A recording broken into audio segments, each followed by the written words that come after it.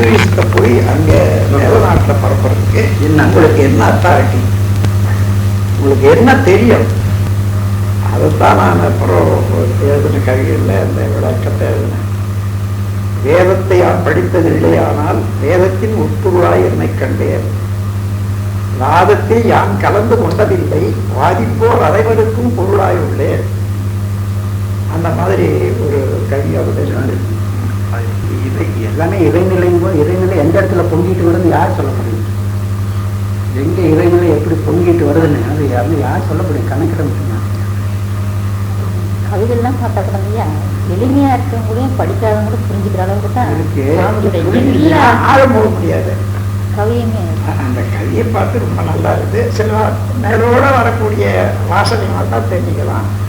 நாட்டில் போட்டு பார்த்தா தானே அதில் சொல்ல உண்டு பார்த்தா தானே அதனுடைய விளைவு தெரியும். சாமிஜி இப்போ ஒரு கவியை இயற்றப்படுங்கன்னு வைங்களேன், அப்படியே கடகடான்ட்டு எல்லா சென்டென்ஸும் வந்துடுங்களா, இல்லை கொஞ்சம் சிந்திச்சு சில சமயம் வந்துடும், சில சமயம் கொஞ்சம் தடையாகும். ஆனால் உடனே மறுபடியும் அது செயல்பட்டு வந்துடும். அவர் ஒரு 10 மார்க்கத்துக்கு ஆகி கிடந்தவரே. ஆமாம், அது நல்ல உள்ளங்க. இதில் வந்து தத்துவத்துக்கும் என்ன தத்துவத்தில் தெரியும்னு சொல்கிறாங்க. விஞ்ஞானத்தில் அது தொடவிட முடியாதவர் அந்த மாதிரி இருக்காரு. தத்துவத்தில் என்னன்னா பிரம்மம் தான். அதை அறியவோ அதை பற்றி பேசவோ யாருக்கும் அதிகாரம் கிடையாது, யாருக்கும் தெரியாது. அப்படி அவர் கூட தான் நான் இருக்கேன், அவர்தான் என்னோட கூட இருக்காரு கட்சியன். எல்லாம் அவங்களுடைய மனம். அது அவங்க சாமிஜியனுடைய தத்துவத்தோட சாமிக்கு மேல அதான் பேசினாருன்னா பேசி ரொம்ப பழக மாட்டாருங்கய்யா, பழகிட்டாருன்னு வைங்களேன். அவர் வந்து நான் மேல்நாட்டிலேருந்து வந்து அந்த சமயத்தில் கொஞ்சம் ஆப்ரேஷன் பண்ணிட்டு ஹெர்னி ஆப்ரேஷன் ஹாஸ்பிட்டலில் போய் அட்மிட் பண்ணிட்டேன். அப்போ ஒருத்தர் இருந்தால் ஒரு கிறிஸ்டியன் கூட இல்லைம்மா, கிறிஸ்டியன் லூர்தநாதன். அவர் தான் அவருக்கு தெரியும் அந்த டாக்டரு ரங்கபாஷன் டாக்டரு. அந்த இது பேர் ரமணா கிளினிக். நம்பிட்டாச்சு. அப்புறம் எல்லாம் ஆப்ரேஷன் ஆகி போச்சுன்னு வச்சுங்களேன். ஒரு வாரமாக என்ன ஆகி போச்சு. அப்புறம் டிஸ்சார்ஜ் பண்ணி நாங்கள் என்ன கட்டினா எப்படி பண்ணோம் எல்லாம் தெரிஞ்சுக்கிட்டு நான் சொல்லி பணம் வர வச்சுக்கணும்னு நினைக்கிறேன். இவர் வந்தார், எங்கள் நேராக ஆஃபீஸில் என்ன செலவு வச்சுன்னு கேட்டார். அவங்க என்ன கொடுத்தாங்க கரெக்டாக எல்லாத்தையும் ஆப்ரேஷன் கொடுத்து நான் 10 மணிக்கு மேலே எனக்கு டிஸ்சார்ஜ் பண்ண போகிறாங்க. முன்னாடி வந்து பணத்தை கட்டிட்டு இப்போ போன வாரம் கூட ஒரு வருஷம் எழுதிட்டாரு. ஒரு நம்ம அனந்தரானந்த் எல்லா டெஸ்ட்டும் ஸ்கேனிங் கொண்டு அது எழுதி கொடுத்துட்டாரு. அவ்வளவும் அந்த இடத்துக்கு தான் இருக்குதுன்னு சொன்னாங்க. அப்போ நான் சொன்னேன் அதெல்லாம் ஒன்றும் வேணாம், நீங்கள் வாங்கன்னு சொன்னார். அவ்வளோதான். அவரே அவர் காரில் இட்டுன்னு போனார். முதல்ல ஒரு இடத்துல 2 இடம் 3 இடம் ஒவ்வொரு இடத்துலையும் அவங்க இது வந்தாங்க. அப்புறம் கடைசியாக வந்து எல்லாம் ஆகிப்போச்சு. சரி முடிஞ்சு போச்சுன்னு சொன்னாங்க. அவருடைய மருமக பிள்ளை சரி எதை கொடுங்க செஞ்சு கொடுங்கன்னு கேட்டேன். இட் இஸ் ஆல்ரெடி டன்னுன்றான். It's already done. உமாவும் பக்கத்துல தான் இருக்கா, அவளையும் எதிர்பார்த்துக்கிட்டே இருக்கா. பில்லு வாங்கலான்னு நான் சொல்லி வச்சிருக்கேன். கையில் பணம் கொண்டு வர சொன்னேன், கொண்டு வந்திருக்கா. It's already ton.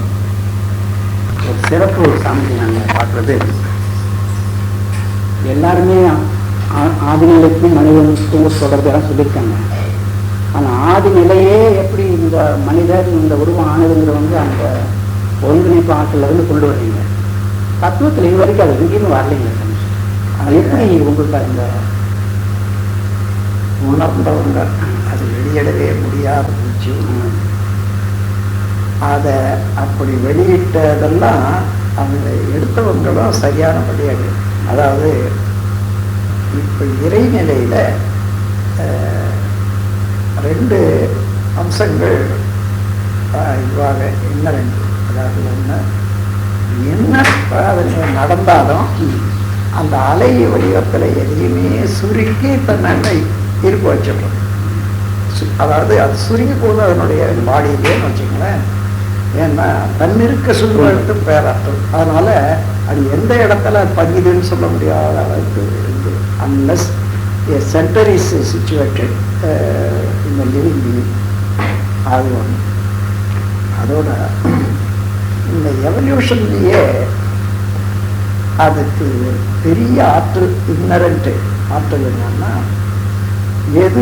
எப்படி எப்படி போனாலும் எந்தெந்த இடத்துல அதை நான் விரிஞ்சாலும் அந்த இடத்துக்கு தக்கவாறு எனக்கு வேண்டியதெல்லாம் இப்படி வரணுன்ற அளவுக்கு அந்த ப்ளூ பிரிண்ட் சொல்றீங்களா, அதை போல அதை எவல்யூஷனரி ஆன்டிசிபேஷன் அதுக்கு 2. அதுக்கப்புறம் புலன்கள் மூலமாக அப்போ வரும்போது தோன்றும் காட்சிகள், அதுக்கு தகுந்தவாறு பதில், அதாவது காஸ் அண்ட் எஃபெக்ட் சிஸ்டம். இந்த 3 அடங்கி ஒரே மாதிரியாக செயல்பட்டு வர்றபோது இப்போ நீங்கள் ஒரு அளவில் எல்லாம் அழகாக பார்த்துட்டாங்க. அப்புறம் மனதை பார்க்குறீங்க, மனதை ஒதுக்கி தியானம் பண்ணுறீங்க. தியானத்தில் சகல்வரைவு குறைஞ்சி அந்த 1 2 3ன்ற லெவலுக்கு போகிறபோது இப்போ நீங்கள் என்ன இது வரைக்கும் பார்க்கறது என்னன்னா, நீங்கள் 8லேருந்து 9 பார்த்தீங்க, 8லேருந்து 7 பார்த்தீங்க, 8லேருந்து 8 பார்த்தீங்க. இப்போ 1லேருந்து 8 பார்க்குறீங்க.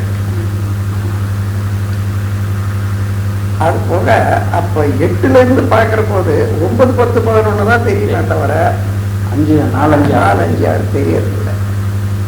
ஆனால் நீங்கள் 2 3ல் வந்துட்ட பிறகு பார்த்தீங்கன்னா அந்த 1ல் இருக்கிறதும் தெரியும், 2ல் இருக்கிறது தெரியும். அப்போ ஆதியில் நான் எப்படி இருப்பேன், அதாவது தன்னுடைய ஓன் நிறைவு அங்கே பதிஞ்சு அது நினைக்கிற போது எடுத்துக்காட்டுது. அதுபோல அவனுடைய ஆதி நிலையில இருந்த ஒரு அனுபவமே அவனுக்கு காட்சியாகுது. இப்படி தான் இருந்திருக்கணும், இப்படிதான் இருந்தேன். அப்போ அதுவும் காட்சியாகுது. அதுலேருந்து வந்த பதிவுகள் அத்தனையும் பிரிச்சு காட்டுது தேவையான போது. இதோடு நான் எங்கே போகணும், அதுவும் அதை அந்த மன அடக்கமும் அந்த, அதாவது அதுக்காக ஃபோக்கஸிங், அவ்வளோதான். அது வருது. அது வந்து இன்னும் பழகணும். 2 தடவை 4 தடவை வந்து பழகி பிடிச்சா அப்புறம் வந்துக்கிட்டே இருக்கோம். வர்றதையும் எடுத்துக்கலாம். ஆனால் நாம் இந்த ரங்கராட்னத்தில் சுற்றுற மாதிரி சுற்றிக்கிட்டு இருக்கிறதுனால இவ்வளவு வீணா போகுது தெரியுது. என்ன இல்லை சொல்லுங்க. இந்த ஒரே ஒரு செல்லை வச்சு இலையில கூட ஒரு மரத்தையே உற்பத்தி பண்ணிடுறாங்க. எவ்வளோ அடக்கமாக இருக்குதுங்க. அந்த செல்லையே மரம் ஒரு இலையில எல்லாத்தையும் கீழ்ச்சிட்டு ஒரு சின்ன அளவு எடுக்கிறாங்கம்மா இலை. அந்த இலையை வச்சு பாதி போட்டு அந்த மரத்தை ஒன்று பண்ணுறாங்க. அதிக மரம் ஒரு இலையில அத்தனை மரம், அவ்வளோ முழுமையான மரம் வளர்ச்சா. நானும் அதுக்கு எப்படி விளக்கத்துன்னு கொண்டாந்துடுறேன். இதில் இது வரைக்கும் இதை எப்படி ஆகுதுன்னுட்டு சயின்ஸு கொண்டு வரலைங்க. அதாவது கெமிக்கல் ஃபிசிக்கல் டிரான்ஸ்ஃபர்மேஷன். இப்போ அதெல்லாம் இப்போ மேக்னட்டிசத்தில் தான் வந்து உங்களுக்கு தெரிய ஆரம்பிக்குது. மேக்னட்டிசன்றது ஒன்றும் இல்லை. அதாவது அந்த இரையாற்றல்ல கிராவிட்டியில் இருக்கக்கூடிய கிராவிட்டி என்ன வச்சுங்க, இதில் இருக்கக்கூடிய 2-fold ஆக்ஷன் வச்சுங்களேன். 2-fold ஆக்ஷன்ன்றது இறுக்கி, அதாவது செல்ஃப் கம்ப்ரசிவ், அதனால இறுக்கி விடுறது. அதுக்கப்புறம் இருக்கிறது இறுக்கி நிற்க முடியாது இல்லையா, விரியல், அதனால ரிப்பல்சிவ். இந்த ரெண்டை வச்சுக்கிட்டு நீங்க என்ன வேணாலும் பாருங்க இந்த பிரபஞ்சத்தில், இதுக்கு மேல இயக்கம் இருக்குதா? அதனால்தான் தைரியமா சொல்றேன், repulsive force and its fluctuations, the whole functions of the whole universe. ஒரு சயின்டிஸ்ட் கூட அந்த மாதிரி சொல்ல முடியாது. ஏன் சொல்ல முடியாதுன்னா, மற்ற சயின்டிஸ்ட் கேட்பான், how you have to prove it, என்ன கேட்பாரு இல்லை, அவன் புரிஞ்சுவாங்க, இல்லைன்னா அது வளர்ட்டு போது அந்த காந்தங்கிற வேர்டை எப்படிங்க சாமி அது பொதுவாக அது ஏற்கனவே இதுல இருக்குது. அதாவது நம்ம நடைமுறையில் இருக்குது. காந்தன்னுட்டு காந்த புராணம்னுட்டு காந்தன்னுட்டு அவனுக்கு 6 தலைகள் நிட்டான், 2 பெண்டாட்டி நிட்டான், இப்படி ஒரு சிம்பாலிக் இதுல கொடுத்துருக்குறாங்க. காந்தன்றது இப்போ நீங்க மேக்னெட்ன்றதுக்கு காந்தம் தானே, ஆமாம், அதையே வச்சுக்கிட்டேன் நான். கிராவிட்டியில மாத்திரம் இருந்தா தெரியாதுங்க, கிராவிட்டியில இருந்து ரிப்பல்ஷனுக்கு வந்தால்தான், அதாவது என்ன ரிப்பல்ஷன், அது ஒரு வார்த்தை இருக்குதுங்க, அதாவது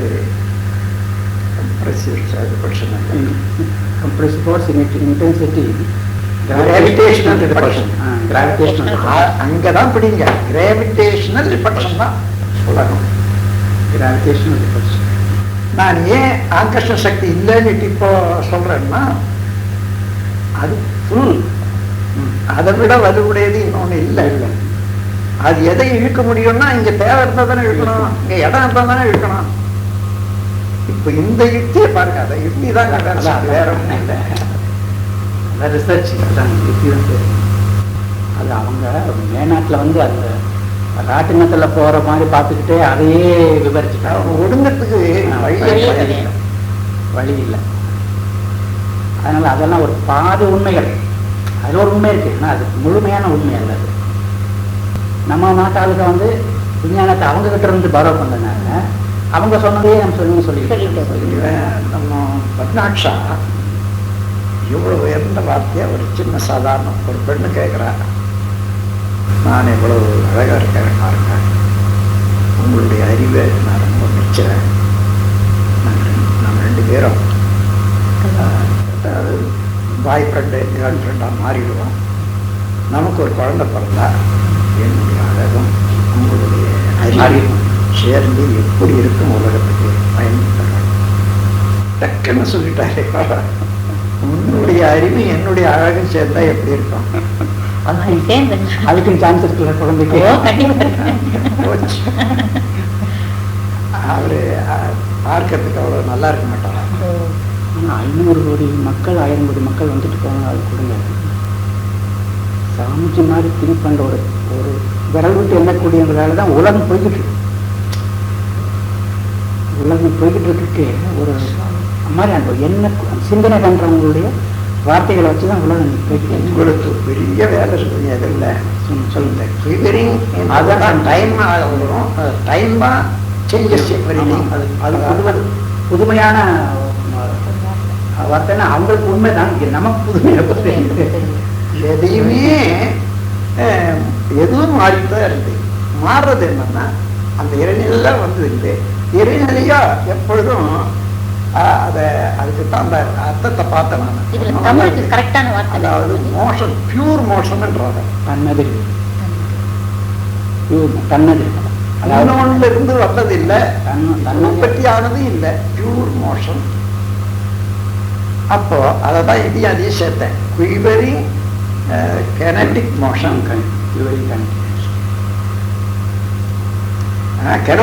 கினமேட்டிக் இல்லை, அதுதான் மந்திர போடணும்னு எழுதியும் வச்சிருக்கேங்க. இப்ப ஆங்கிலத்திலயும் நீங்க அந்த வார்த்தைகளை கண்டுபிடிச்சிருங்க சுவாமிஜி. அதுக்கு அந்த அனுபவம் தான் காரணம். வார்த்தைகள் வந்துடும், அந்த உள்ளார்த்தமான எதையோன்னு பார்த்துட்டே போறேன் இதுல அதுல ஒரு வார்த்தை வருது, இது என்னடா இதுன்னு பாக்குறேன், அதே சரி இதுதான் உபயோகப்படுத்த. அது நம்ம என்கேடி சில சமயம் என்னுடைய கதையெல்லாம் கூட இங்கிலீஷ் பண்ணாரு. அப்படி ஒரு நாள் சொன்னாரு, இந்த மாதிரி தான் சொல்றாரு. இப்போ டெல்லிக்கு வந்திருந்தாரு, பேசவே தெரியாது இங்கிலீஷ்ல, ஒரு மாதிரியா அப்படி இப்படி பேசுவாரு. அவங்க புரிஞ்சுக்குவோம், நானும் புரிஞ்சுக்கணும், அவங்களும் புரிஞ்சுப்பாங்க.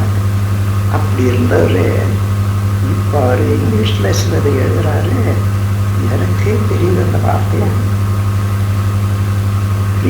ரொம்ப ஆப்டா அந்த வார்த்தைகள் வருது. எங்க படிக்கிறாரு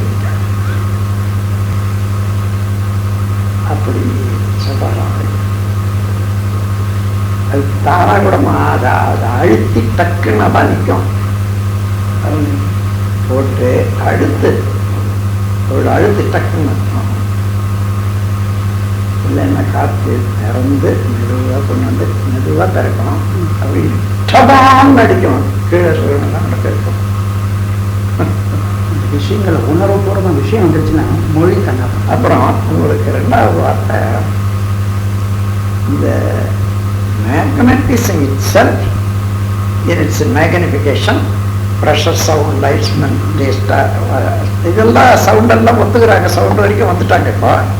ஆனால் கெமிக்கல் குவாலிட்டியாக மாறுதுன்றது, ஸ்மெல் அண்ட் டேஸ்டாக மாறுதுன்றது தெரியாததுனால இந்த மாலிகுலர் ஸ்ட்ரக்சர்ல, அதாவது எலிமெண்டல் வேல்யூல எங்கேயோ இருந்து வருது எலிமெண்ட்ஸ் நினைக்கிறாங்க. அதை ரொம்ப கிளியரா நான் இது பண்ணி கொடுத்துட்டேன். ஒரு கவி டிஸ்டன்ஸும் காந்தச்செறி அது ஒரு இது. அப்புறம் மைண்ட் அதே தத்துவம் தான், சுருக்குது விரிக்குது, அதே தத்துவம் தான் மைண்டும். அதை பற்றி கவலைப்படாமலே ஜனங்கள் இத்தனை வருஷம் வந்துட்டு நம்ம ஒரு தடவை பார்த்தோம் மறுபடியும் நினைக்கிறேன்னு எப்படி வருது, எந்த சிந்தனையுமே இல்லாமல். இப்ப அப்பா அம்மா நினைச்சு வராங்க பாருங்க. ஆமா கண்டிப்பா.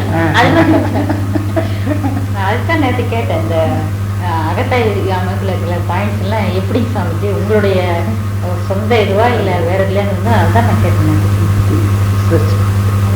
பயங்கரம் இல்லை இல்லை, அதை வச்சுட்டு நம்ம முன்னாடி பின்னாடி எந்த டைரக்ஷன்ல பார்த்தாலும் எந்த பாயிண்ட்ஸ் நம்ம பிடிக்க முடியாது. அந்த அளவுக்கு எல்லாத்தையுமே கவர் பண்ணி ஒரு பாயிண்ட் எல்லாமே ஒண்ணுக்கு ஒண்ணு சயின்டிஸ்டோட ஒண்ணுக்கு ஒண்ணு வித்தியாசம் இல்லை. பிசிக்ஸ்னாலும் சரி, கெமிஸ்ட்ரினாலும் சரி, மைண்ட்னாலும் சரி, ஒண்ணுக்கு ஒண்ணு தொடர். கண்டிப்பா அந்த தொடர்ச்சியை அமைப்புகளுக்கும் நம்மளுக்கும் இருக்கிற வித்தியாசத்தை முதல்ல நம்ம பார்க்கும்போது நிறைய இருக்கு.